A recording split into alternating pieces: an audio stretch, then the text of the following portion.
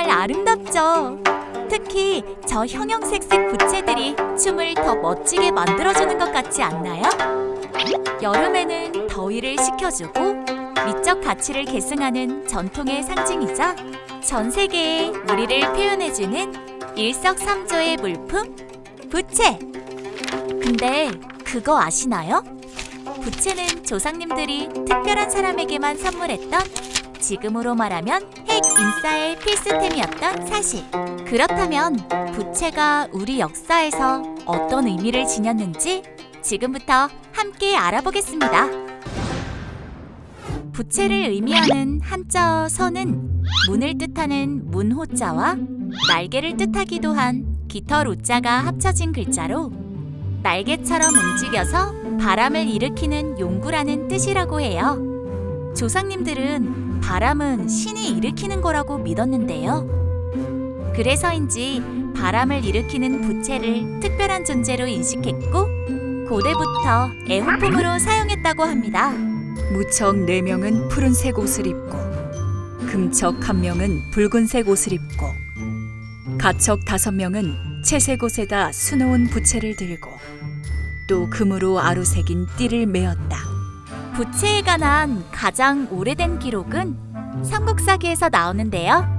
9세기인 통일신라 때 왕 앞에서 공연하던 악공이 부채를 사용했다 하고요. 정명 4년 무인에 철원경에 여러 사람의 마음이 갑자기 변하여 우리 태조를 추대하여 즉위시켰다. 견훤이 이를 듣고 가을 8월에 일길찬 미납을 보내어 축하하였다. 후에 공작성과 지리산의 대나무로 만든 화살을 바쳤다. 후삼국 때도 견훤이 고려를 건국한 왕건에게 공작 깃털로 만든 부채를 보냈다는 기록을 보았을 때 부채를 선물하는 문화도 굉장히 오래되었음을 알 수 있습니다. 우리나라 속담에 단호에는 부채, 동지에는 책력이라고 하는 말이 있습니다. 그러니까 즉 책력이라는 것은 달력이거든요. 농사 짓는데 가장 중요한 그런 것이 달력인데 반해서 이 단오절, 어떻게 보면 여름을 맞이할 때 가장 중요한 그 물품이 부채라고 얘기하는 것이죠. 한국에서는 그 부채는 지배층의 신분을 나타내는 아주 대단히 중요한 물품이었습니다. 그 고분에서는 그 고구려 귀족들이 아주 고급재를 가지고 제작한 부채를 들고 있는 모습이 그려져 있어요. 이런 사례를 보면 당시 부채가 신분과 부귀를 상징하는 대단히 중요한 물품이었다라는 것을 알 수가 있죠. 그렇기 때문에 한국의 지배층 사회에서는 예로부터 부채를 주고받는 그런 풍습이 있었습니다. 조선시대는 단오절이 되면 이제 물품을 만드는 부서였던 공조가 있습니다. 그다음 지방에서 특히 영남과 호남 지방에서 부채를 제작해서 이제 한양으로 올려보내거든요. 그런 진상은 부채를 임금님이 공족을 세운 신하들에게 하사하는 것이 하나의 관례처럼 이루어져 있었죠. 볕에 말린 큰 나뭇잎, 새의 깃털, 대나무로 만들었고 바람 일으키는 것만이 아닌 먼지를 막거나 농기구로도 사용되는 등 부채의 형태와 용도는 오랜 시간이 흐르면서 다양해졌는데요. 고려 때에 이르러선 접어두었다가 펼칠 수 있는 부채인 접선이 발명되었다고 해요. 그리고 견선, 그러니까 비단으로 만든 부채가 고려 백성들에게 굉장히 인기였다고 하는데요. 헌종 3년 무늬를 넣은 비단으로 만든 부채를 사고 파는 것을 금지하였다. 비단 부채 매매가 정도를 넘어서게 되자 사치를 경계한 헌종이 비단 부채 매매를 제재하는 금령을 내리기도 했답니다. 앞서 우리 조상님들은 바람을 신이 일으키는 거로 여겼다고 말씀드렸잖아요. 그래서 햇빛을 자주 피하고 부채로 인위적으로 바람을 일으키면 가뭄을 불러온다고 생각하셨대요. 그렇기 때문에 가뭄이 일어나면 왕들이 솔선수범으로 양상과 부채 사용을 멀리했다고 합니다. 古来の扇子と日本の扇子は、ほとんど同じ時期に成立したと見ることができます。中国の宋の人たちが、もらった人によって、高麗人から受け取っただからこれは高麗の扇子だ、日本人からもらっただからこれは日本のものだと、そういうふうな記録が残っています。います。日本の平安時代は高麗と公式的な外交関係ですねがほとんどありませんでした。それにもかかわらず、ほぼ似たような扇子が作られたということは確実にその時代に高麗と日本が密接につながっていたということが分かります。 이렇게 유구한 역사를 자랑하는 부채의 가치는 조선 때 더욱 높아지는데요. 사대부들 사이에서 자신의 신분을 나타내는 아이템으로 성행하게 되었고, 특히 단오날에 선물하는 단오선이 최고의 장신구였다고 해요. 그래서 조선 때 부채는 여름뿐만 아니라 사계절 내내 사용되었는데요. 그 쓰임새가 무려 8가지나 돼서 팔덕선이라 불렸다고 합니다. 그 8개의 덕은 다음과 같은데요. 팔덕선 1. 바람을 일으켜 더위를 쫓는 덕. 2. 험한 자리에서 깔개가 되어주는 덕. 3. 밥상이 없을 때 간단한 음식을 차릴 수 있게 해주는 덕. 4. 따리 대신 머리에 받치고 물건을 나를 수 있게 하는 덕. 5. 온유월 따가운 햇볕을 가려주는 덕. 6. 예측하지 못한 비를 막아주는 덕. 7. 파리나 모기를 쫓아주는 덕. 8. 하품이 날 때나 남녀간에 내외할 때 얼굴을 가리게 해주는 덕. 부채가 조상님들께 얼마나 중요한 것이었는지 잘 아시겠죠? 부채는 임금이 신하에게 내리는 선물 중 최고품이었다고 하는데요.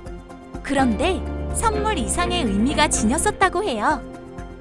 재취 증민산. 재물을 모으면 백성들이 흩어지고 재물을 흩어 민심을 사면 백성들이 모이는 것이다.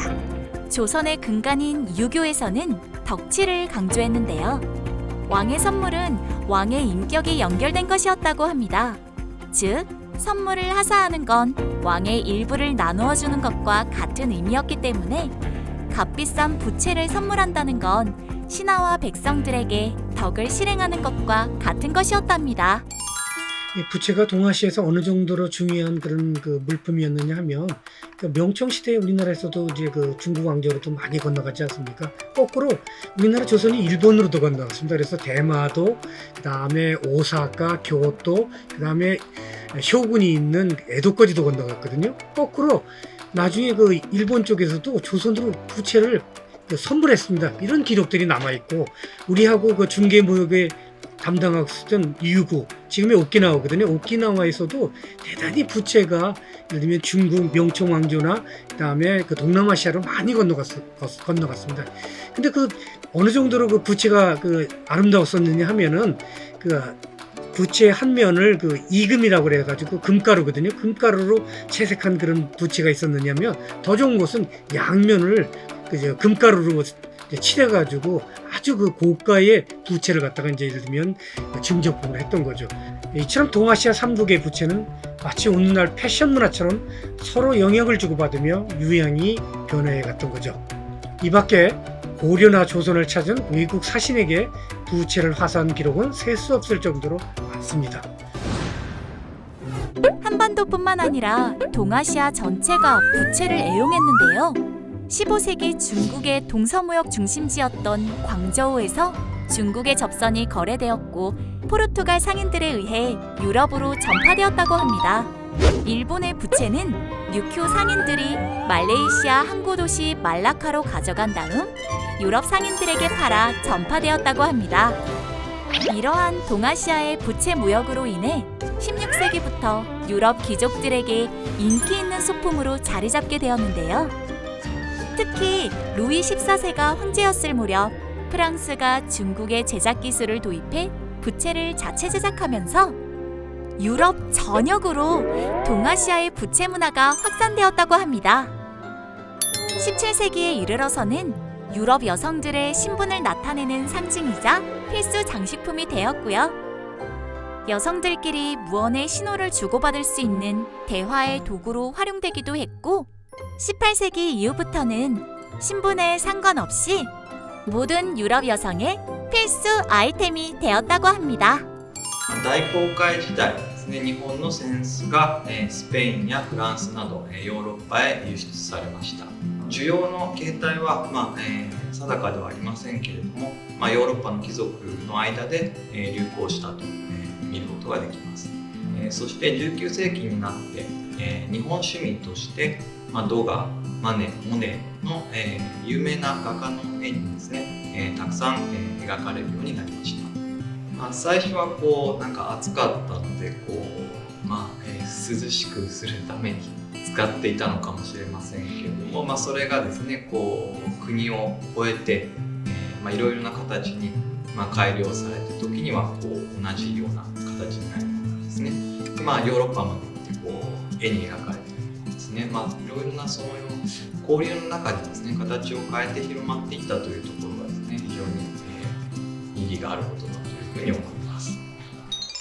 이렇듯 동아시아의 부채는 유럽 사교 문화의 중심을 차지했는데요. 동에서 서로 부는 편동풍처럼 부채는 동유라시아를 가로지른 위대한 문물이었답니다.